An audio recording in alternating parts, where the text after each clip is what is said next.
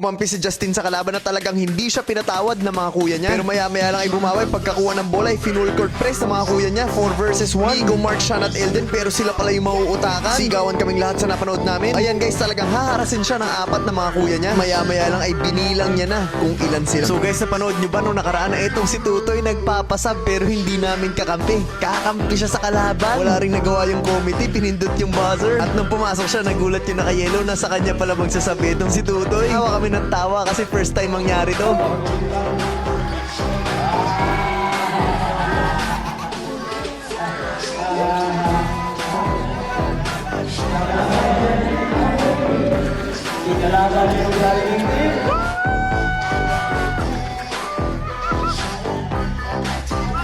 Dito binabox out niya na matindi yung kuya Miko niya. Pagdating sa kabila, pinagtulungan ni Clint at saka ni Sean etong si Tutoy.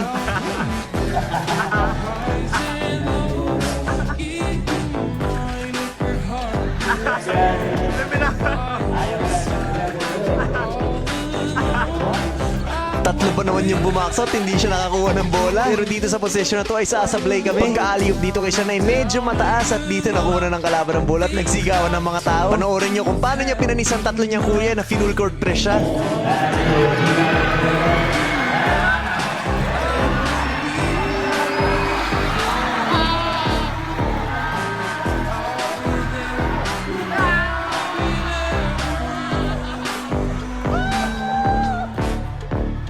Habang nagdi-dribble siya dito at nakita ng mga ibang kuya niya na pinipressure siya ni Mark, tumulong na etong si Sean. Dumating na si Miko at binasa na patalikod kasi kung hindi, 4 na yung kuya niya na darating. Ayan nga o, Sean, Miko, Mark at Elden. Pero ang hindi namin alam, kami pala yung mauutakan ng bata natin. Ba matindi, 4 versus 1 panis.